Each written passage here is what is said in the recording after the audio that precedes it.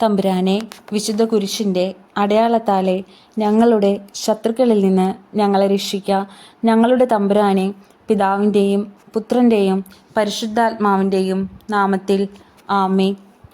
ആദ്യം മുതൽ ഉണ്ടായിരുന്നതും ഞങ്ങൾ കേട്ടതും സ്വന്തം കണ്ണുകൊണ്ട് കണ്ടതും സൂക്ഷിച്ചു വീക്ഷിച്ചതും കൈകൊണ്ട് സ്പർശിച്ചതുമായ ജീവൻ്റെ വചനത്തെപ്പറ്റി ഞങ്ങൾ അറിയിക്കുന്നു.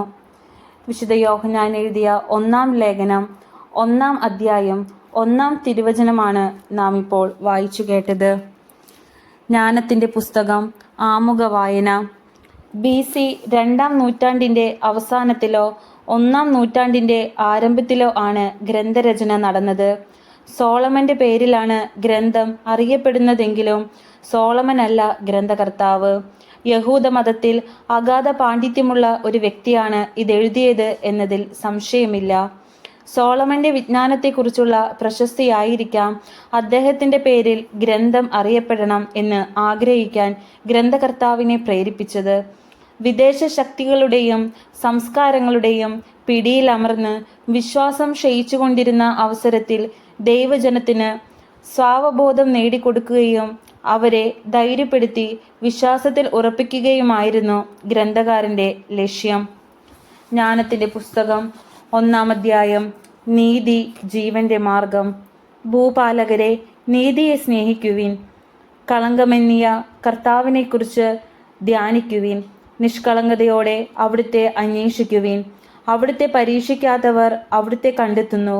അവിടുത്തെ അവിശ്വസിക്കാത്തവർക്ക് അവിടുന്ന് തന്നെ തന്നെ വെളിപ്പെടുത്തുന്നു.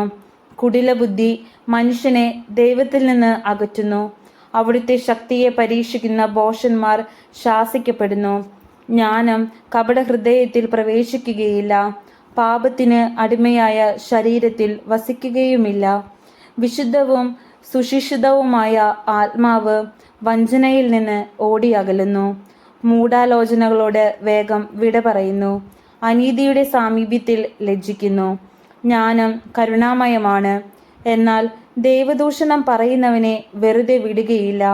ദൈവം മനസ്സിൻ്റെ സൂക്ഷ്മ വ്യാപാരങ്ങളെ അറിയുന്നവനും ഹൃദയത്തെ യഥാർത്ഥമായി നിരീക്ഷിക്കുന്നവനും നാവിൽ നിന്ന് ഉതിരുന്നത് കേൾക്കുന്നവനും ആണ്. കർത്താവിൻ്റെ ആത്മാവിനാൽ ലോകം നിറഞ്ഞിരിക്കുന്നു. എല്ലാറ്റിനെയും ആശ്ലേഷിക്കുന്ന അത് മനുഷ്യൻ പറയുന്നത് അറിയുന്നു. ദുർഭാഷണം നടത്തുന്നവൻ പിടിക്കപ്പെടും. നീതിയുടെ ശിക്ഷ അവനെ വെറുതെ വിടുകയില്ല. അധർമ്മിയുടെ ആലോചനകൾ വിചാരണയ്ക്ക് വിധേയമാക്കപ്പെടും. അവൻ്റെ വാക്കുകൾ കർത്താവിൻ്റെ മുൻപിൽ വരും. അത് അവൻ്റെ ദുർവ്യാപാരങ്ങൾക്ക് സാക്ഷ്യമായിരിക്കും. അസഹിഷ്ണുവായവൻ സകലതും കേൾക്കുന്നു. മുറുമുറുപ്പ് പോലും അവിടുത്തെ ശ്രദ്ധയിൽപ്പെടാതെ പോവുകയില്ല. നിഷ്പ്രയോജനമായ മുറുമുറുപ്പിൽ പെടരുത്. പരദൂഷണം പറയരുത്. രഹസ്യം പറച്ചിലിന് പ്രത്യാഘാതമുണ്ടാകും. നുണ പറയുന്ന നാവ് ആത്മാവിനെ നശിപ്പിക്കുന്നു. ജീവിതത്തിലെ തെറ്റുകൾ കൊണ്ട് മരണത്തെ ക്ഷണിച്ചു വരുത്തരുത്. സ്വന്തം പ്രവൃത്തി കൊണ്ട് നാശത്തെയും. ദൈവം മരണത്തെ സൃഷ്ടിച്ചില്ല. ജീവിക്കുന്നവരുടെ മരണത്തിൽ അവിടുന്ന് ആഹ്ലാദിക്കുന്നുമില്ല. നിലനിൽക്കാൻ വേണ്ടിയാണ് അവിടുന്ന് എല്ലാം സൃഷ്ടിച്ചത്. സൃഷ്ടികളെല്ലാം ആരോഗ്യമുള്ളവയാണ്. മാരക വിഷം അവയിൽ ഇല്ല. പാതാളത്തിന് ഭൂമിയിൽ അധികാരമില്ല. നീതി അനശ്വരമാണ്. അധർമ്മികളുടെ ചിന്താഗതി. അധർമ്മികൾ വാക്കും പ്രവൃത്തിയും വഴി മരണത്തെ ക്ഷണിച്ചു വരുത്തി മിത്രമെന്ന് കരുതി അതുമായി സഖ്യം ചെയ്ത് സ്വയം നശിക്കുന്നു. അതിനോട് ചേരാൻ അവർ യോഗ്യരാണ്. ജ്ഞാനത്തിൻ്റെ പുസ്തകം അധ്യായം 2. അവർ മിഥ്യാസങ്കല്പത്തിൽ മുഴുകി. ജീവിതം ഹ്രസ്വവും ദുഃഖകരവുമാണ്. മരണത്തിന് പ്രതിവിധിയില്ല. പാതാളത്തിൽ നിന്ന് ആരും മടങ്ങി വന്നതായി അറിവില്ല. നമ്മുടെ ജനനം യാദൃച്ഛികമാണ്. ഒരിക്കലും ഉണ്ടായിരുന്നില്ല എന്ന വിധം നാം മാഞ്ഞുപോകും. നാസികയിലെ ശ്വാസം പുകയാണ്. ഹൃദയ സ്പന്ദനം കൊണ്ട് ജ്വലിക്കുന്ന തീപ്പൊരിയാണ് ചിന്ത. അത് കെട്ടുകഴിഞ്ഞാൽ ശരീരം ചാരമായി. ആത്മാവ് ശൂന്യമായ വായു പോലെ അലിഞ്ഞ് ഇല്ലാതാകും. ക്രമേണ നമ്മുടെ നാമം വിസ്മൃതമാകും. നമ്മുടെ പ്രവർത്തികൾ ആരും ഓർമ്മിക്കുകയില്ല. ജീവിതം മേഘശകലം പോലെ മാഞ്ഞുപോകും. സൂര്യകിരണങ്ങളേറ്റ് ചിതറുന്ന, വെയിലേറ്റ് ഇല്ലാതാവുന്ന മൂടൽ മഞ്ഞ് പോലെ അത് നശിക്കും. നമുക്ക് നിശ്ചയിച്ചിരിക്കുന്ന കാലം നിഴൽ പോലെ കടന്നു പോകുന്നു. മരണത്തിൽ നിന്ന് തിരിച്ചു വരവില്ല. അത് മുദ്രയിട്ട് ഉറപ്പിച്ചതാണ്. ആരും തിരിച്ചു വരികയില്ല. വരുവിൻ, ഇപ്പോഴുള്ള വിശിഷ്ട വസ്തുക്കൾ ആസ്വദിക്കാം. യുവത്വത്തിന്റെ ഉന്മേഷത്തോടെ ഈ സൃഷ്ടികൾ അനുഭവിക്കാം. മുന്തിയ വീനും സുഗന്ധദ്രവ്യങ്ങളും നിറയെ ആസ്വദിക്കാം. വസന്ത പുഷ്പങ്ങളെ ഒന്നും വിട്ടുകളയേണ്ട. വാടുമുൻപേ പനിനീർ മുട്ടുകൊണ്ട് കിരീടമണിയാം. സുഖഭോഗങ്ങൾ നുകരാൻ ആരും മടിക്കേണ്ട. ആഹ്ലാദത്തിന്റെ മുദ്രകൾ എവിടെയും പതിക്കാം. ഇതാണ് നമ്മുടെ ഓഹരി, ഇതാണ് നമ്മുടെ അവകാശം. നീതിമാനായ ദരിദ്രനെ നമുക്ക് പീഡിപ്പിക്കാം. വിധവയെ വെറുതെ വിടേണ്ട. വൃദ്ധന്റെ നരച്ച മുടിയെ മാനിക്കരുത്. കരുത്താണ് നമ്മുടെ നീതിയുടെ മാനദണ്ഡം. ദൗർബല്യം പ്രയോജനരഹിതമെന്ന് സ്വയം തെളിയുന്നു. നീതിമാനെ നമുക്ക് പതിയിരുന്ന് ആക്രമിക്കാം. അവൻ നമുക്ക് ശല്യമാണ്. അവൻ നമ്മുടെ പ്രവൃത്തികളെ എതിർക്കുന്നു. നിയമം ലംഘിക്കുന്നതിനെയും ശിക്ഷണ വിരുദ്ധമായി പ്രവർത്തിക്കുന്നതിനെയും കുറിച്ച് അവൻ നമ്മെ ശാസിക്കുന്നു. തനിക്ക് ദൈവിക ജ്ഞാനമുണ്ടെന്നും താൻ കർത്താവിന്റെ പുത്രനാണെന്നും അവൻ പ്രഖ്യാപിക്കുന്നു. അവൻ നമ്മുടെ ചിന്തകളെ കുറ്റം വിധിക്കുന്നു. അവനെ കാണുന്നത് തന്നെ നമുക്ക് ദുസ്സഹമാണ്. അവന്റെ ജീവിതം നമ്മുടേതിൽ നിന്ന് വ്യത്യസ്തമാണ്. മാർഗങ്ങൾ അസാധാരണവും. അവൻ നമ്മെ അധമരായി കരുതുന്നു. നമ്മുടെ മാർഗങ്ങൾ അശുദ്ധമെന്ന പോലെ അവൻ അവയിൽ നിന്നൊഴിഞ്ഞു മാറുന്നു. നീതിമാന്റെ മരണം അനുഗ്രഹീതമെന്ന് അവൻ വാഴ്ത്തുന്നു. ദൈവം തന്റെ പിതാവാണെന്ന് അഹങ്കരിക്കുകയും ചെയ്യുന്നു. അവന്റെ വാക്കുകൾ സത്യമാണോ എന്ന് പരീക്ഷിക്കാം. അവൻ മരിക്കുമ്പോൾ എന്ത് സംഭവിക്കുമെന്ന് നോക്കാം. നീതിമാൻ ദൈവത്തിന്റെ പുത്രനാണെങ്കിൽ അവിടുന്ന് അവനെ തുണയ്ക്കും. ശത്രുകരങ്ങളിൽ നിന്ന് മോചിപ്പിക്കും. നിന്ദനവും പീഡനവും കൊണ്ട് അവന്റെ സൗമ്യതയും ക്ഷമയും നമുക്ക് പരീക്ഷിക്കാം. അവനെ ലജ്ജാകരമായ മരണത്തിന് വിധിക്കാം. അവന്റെ വാക്കു ശരിയെങ്കിൽ അവൻ രക്ഷിക്കപ്പെടുമല്ലോ. അവർ ഇങ്ങനെ ചിന്തിച്ചു, എന്നാൽ അവർക്ക് തെറ്റുപറ്റി. ദുഷ്ടത അവരെ അന്ധരാക്കി. ദൈവത്തിന്റെ നിഗൂഢ ലക്ഷ്യങ്ങൾ അവർ അറിഞ്ഞില്ല. വിശുദ്ധിയുടെ പ്രതിഫലം പ്രതീക്ഷിച്ചില്ല. നിരപരാധർക്കുള്ള സമ്മാനം വിലവെച്ചില്ല. ദൈവം മനുഷ്യനെ അനശ്വരതയ്ക്കു വേണ്ടി സൃഷ്ടിച്ചു. തന്റെ അനന്തതയുടെ സാദൃശ്യത്തിൽ നിർമ്മിച്ചു. പിശാചിന്റെ അസൂയ നിമിത്തം മരണം ലോകത്തിൽ പ്രവേശിച്ചു. അവന്റെ പക്ഷക്കാർ അത് അനുഭവിക്കുന്നു. ജ്ഞാനത്തിന്റെ പുസ്തകം അധ്യായം 3. നീതിമാന്റെയും ദുഷ്ടന്റെയും പ്രതിഫലം. നീതിമാന്മാരുടെ ആത്മാവ് ദൈവകരങ്ങളിലാണ്. ഒരു ഉപദ്രവവും അവരെ സ്പർശിക്കുകയില്ല. അവർ മരിച്ചതായി ഭോഷന്മാർ കരുതി. അവരുടെ മരണം പീഡനമായും നമ്മിൽ നിന്നുള്ള വേർപാട് നാശമായും അവർ കണക്കാക്കി. അവരാകട്ടെ ശാന്തി അനുഭവിക്കുന്നു. ശിക്ഷിക്കപ്പെട്ടവരെന്ന് മനുഷ്യദൃഷ്ടിയിൽ തോന്നിയാലും അനശ്വരമായ പ്രത്യാശയുള്ളവരാണവർ. ദൈവം അവരെ പരിശോധിക്കുകയും യോഗ്യരെന്ന് കാണുകയും ചെയ്തു. അല്പകാല ശിക്ഷണത്തിനു ശേഷം അവർക്ക് വലിയ നന്മ കൈവരും. ഉലയിൽ സ്വർണമെന്ന പോലെ അവിടുന്ന് അവരെ ശോധന ചെയ്ത് ദഹനബലിയായി സ്വീകരിച്ചു. അവിടുത്തെ സന്ദർശനത്തിൽ അവർ പ്രശോഭിക്കും. വക്യോലിൽ തീപ്പൊരി എന്ന പോലെ അവർ കത്തിപ്പടരും. അവർ ജനതകളെ ഭരിക്കും.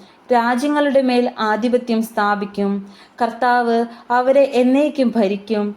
അവിടുത്തെ ആശ്രയിക്കുന്നവർ സത്യം ഗ്രഹിക്കും. വിശ്വസ്തർ അവിടുത്തെ സ്നേഹത്തിൽ വസിക്കും.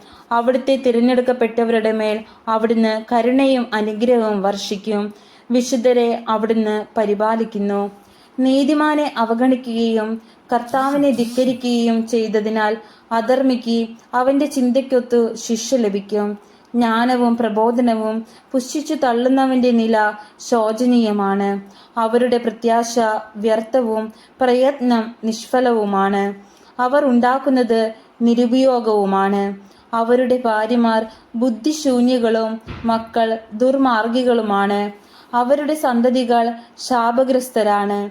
പാപകരമായ വേഴ്ചയിൽ ഏർപ്പെടാത്ത നിഷ്കളങ്കയായ വന്ധ്യ അനുഗ്രഹീതയാണ്. ദൈവം ആത്മാക്കളെ ശോധന ചെയ്യുമ്പോൾ അവർക്ക് പ്രതിഫലം ലഭിക്കും. നിയമവിരുദ്ധമായ പ്രവൃത്തിയിൽ ഏർപ്പെടാത്ത ഷണ്ഡനും അനുഗ്രഹീതനാണ്.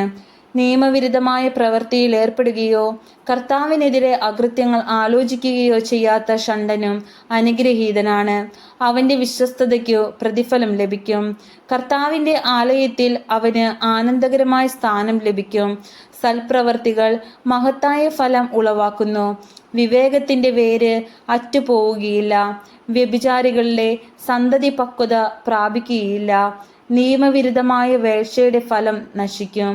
ദീർഘകാലം ജീവിച്ചാലും അവരെ ആരും പരിഗണിക്കുകയില്ല. അവരുടെ വാർദ്ധക്യവും അവമാനം നിറഞ്ഞിരിക്കും. യൗവനത്തിൽ മരിച്ചാലും അവർക്ക് ആശയ്ക്ക് വഴിയില്ല.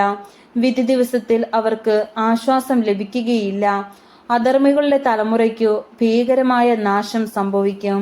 ജ്ഞാനത്തിന്റെ പുസ്തകം അധ്യായം 4. ഇതിനേക്കാൾ നന്ന് സന്താനരഹിതനായി നന്മയോടുകൂടെ ജീവിക്കുന്നതാണ്. നന്മയുടെ സ്മരണ അനശ്വരമായിരിക്കും. ദൈവവും മനുഷ്യരും അത് വിലമതിക്കുന്നു. നന്മ കാണുമ്പോൾ മനുഷ്യർ അതിനെ മാതൃകയാക്കുന്നു. അപ്രത്യക്ഷമാകുമ്പോൾ അതിനെ തീവ്രമായി കാംക്ഷിക്കുന്നു. എല്ലായ്പ്പോഴും അത് വിജയകിരീടമണിഞ്ഞ് മുന്നേറുന്നു. കളങ്കമേശാത്ത സമ്മാനങ്ങൾക്ക് വേണ്ടിയുള്ള മത്സരത്തിൽ വിജയം വരിക്കുന്നു. അധർമ്മികളുടെ സന്താനപ്പെരുപ്പം നിഷ്ഫലമാണ്. അവരുടെ ജാരസന്തതികൾ ആഴത്തിൽ വേരൂന്നുകയോ ഉറച്ചു നിൽക്കുകയോ ഇല്ല. അല്പകാലം ശാഖകൾ പൊടിച്ചാലും വേരുറയ്ക്കായികയാൽ അവർ കാറ്റിൽ ഉലയും. കൊടുങ്കാറ്റിൽ കടപുഴകി വീഴും. വളർച്ചയെത്തും മുൻപേ ശാഖകൾ ഒടിഞ്ഞു പോകും. കനികൾ പാകമെത്താത്തതിനാൽ ഭക്ഷണയോഗ്യമല്ല, ഒന്നിനും ഉപയുക്തവുമല്ല. ദൈവം വിചാരണ നടത്തുമ്പോൾ അവിഹിതമായ വേഴ്ചയിലുള്ള സന്താനങ്ങൾ മാതാപിതാക്കൾക്കെതിരെ തിന്മയുടെ സാക്ഷികളാകും. അകാല മരണം. നീതിമാൻ പ്രായമെത്താതെ മരിച്ചാലും വിശ്രാന്തി ആസ്വദിക്കും. വാർദ്ധക്യത്തെ മാനിക്കുന്നത് ഏറെക്കാലം ജീവിച്ചതുകൊണ്ടല്ല. മനുഷ്യർക്ക് വിവേകമാണ് നരച്ച മുടി, കറയറ്റ ജീവിതമാണ് പക്വതയാർന്ന വാർദ്ധക്യം. ദൈവത്തെ പ്രീതിപ്പെടുത്തിയ ഒരുവനുണ്ടായിരുന്നു. അവനെ അവിടുന്ന് സ്നേഹിച്ചു. പാപികളുടെ ഇടയിൽ വസിക്കുമ്പോൾ അവൻ സംവഹിക്കപ്പെട്ടു. തിന്മ അവന്റെ വിവേകത്തെ മാറ്റിമറിക്കാതെ, വഞ്ചന മനസ്സിനെ പ്രലോഭിപ്പിക്കാതെ അവൻ സംവഹിക്കപ്പെട്ടു. തിന്മയുടെ വശീകരണ ശക്തിയിൽ നന്മയ്ക്കു മങ്ങലേൽക്കുന്നു. ഭ്രമിപ്പിക്കുന്ന മോഹങ്ങൾ നിഷ്കളങ്ക ഹൃദയത്തെ വഴിതെറ്റിക്കുന്നു. ഹ്രസ്വകാലം കൊണ്ട് പൂർണ്ണത കൈവരിച്ചതിനാൽ നീതിമാൻ ദീർഘകാലം പിന്നിട്ടു. കർത്താവിന് പ്രീതികരനാകിയാൽ തിന്മയുടെ മധ്യത്തിൽ നിന്ന് കർത്താവ് അവനെ വേഗം രക്ഷിച്ചു. ജനതകൾ കണ്ടു, പക്ഷേ ഗ്രഹിച്ചില്ല. തിരഞ്ഞെടുക്കപ്പെട്ടവരിൽ ദൈവം കൃപയും അനുഗ്രഹവും വർഷിക്കുന്നതും വിശുദ്ധരെ കാത്തു പാലിക്കുന്നതും അവർ മനസ്സിലാക്കിയില്ല. മരിച്ച നീതിമാൻ ജീവിച്ചിരുന്ന അധർമ്മികളെ വിധിക്കും. വേഗം പൂർണ്ണത നേടിയ യുവാവ് നീണ്ട വാർദ്ധക്യം ബാധിച്ച അധർമ്മികളെയും. വിവേകിയുടെ മരണം അവർ കാണും. കർത്താവ് അവന് നൽകാൻ പോകുന്നത് എന്തെന്നോ അവനെ സുരക്ഷിതനായി കാത്തുപോകുന്നത് എന്തിനെന്നോ അവർ ഗ്രഹിക്കുകയില്ല. അവർ അവനോട് അവജ്ഞയോടെ വർത്തിക്കും. എന്നാൽ കർത്താവ് അവരെ പരിഹസിച്ചു ചിരിക്കും. അവർ മാനിക്കപ്പെടാത്ത ജഡങ്ങളായിത്തീരും. മൃതരുടെ ഇടയിൽ അവർ എന്നേക്കും നിന്ദാപാത്രങ്ങളാകും. കർത്താവ് അവരെ നിലത്തടിച്ചു നിശബ്ദരാക്കും. അവരുടെ അടിത്തറ ഇളക്കി മറിക്കും. അവർ വരണ്ടു ശൂന്യമാകും. അവർ യാതനകൾക്ക് ഇരയാകും. അവരുടെ സ്മരണ ഇല്ലാതാകും. അവസാന വിധി. തങ്ങളുടെ പാപങ്ങളുടെ കണക്കെടുക്കുമ്പോൾ അവർ ഭയചകിതരായെത്തും. അവരുടെ ദുഷ്കൃത്യങ്ങൾ അവരെ മുഖത്തു നോക്കി കുറ്റപ്പെടുത്തും. ജ്ഞാനത്തിന്റെ പുസ്തകം അധ്യായം 5. നീതിമാൻ തന്നെ പീഡിപ്പിക്കുകയും തൻ്റെ പ്രവൃത്തികളെ പരിഹസിക്കുകയും ചെയ്തവരുടെ മുൻപിൽ ആത്മവിശ്വാസത്തോടെ നിൽക്കും. അവർ അവനെ കാണുമ്പോൾ ഭയം കൊണ്ട് വിറയ്ക്കും. അവന്റെ അപ്രതീക്ഷിത രക്ഷയിൽ അവർ വിസ്മയിക്കും. അവർ പശ്ചാത്താപ വിവശരായി ദീനരോദനത്തോടെ പരസ്പരം പറയും, ഭോഷന്മാരായ നമ്മൾ ഇവനെയാണ് പരിഹസിച്ച് നിന്ദയ്ക്കു പര്യായമാക്കിയത്. അവന്റെ ജീവിതം ഭ്രാന്താണെന്നും അവസാനം മാനം കെട്ടതാണെന്നും നാം ചിന്തിച്ചു. അവൻ എങ്ങനെ ദേവപുത്രരോട് കൂടെ എണ്ണപ്പെട്ടു? വിശുദ്ധരുടെ ഇടയിൽ അവൻ എങ്ങനെ അവകാശം ലഭിച്ചു? അതിനാൽ സത്യത്തിൽ നിന്ന് വ്യതിചലിച്ചത് നമ്മളാണ്. നീതിയുടെ രശ്മി നമ്മുടെ മേൽ പ്രകാശിച്ചില്ല. നമ്മുടെ മേൽ സൂര്യൻ ഉദിച്ചില്ല. അധർമ്മത്തിന്റെയും വിനാശത്തിന്റെയും പാതയിൽ നാം യഥേഷ്ടം ചരിച്ചു. വഴിത്താരയില്ലാത്ത മരുഭൂമികളിലൂടെ സഞ്ചരിച്ചു. കർത്താവിന്റെ മാർഗത്തെ നാം അറിഞ്ഞില്ല. അഹങ്കാരം കൊണ്ട് നമുക്ക് എന്ത് നേട്ടമുണ്ടായി? ധനവും ഗർവും നമുക്ക് എന്ത് നൽകി?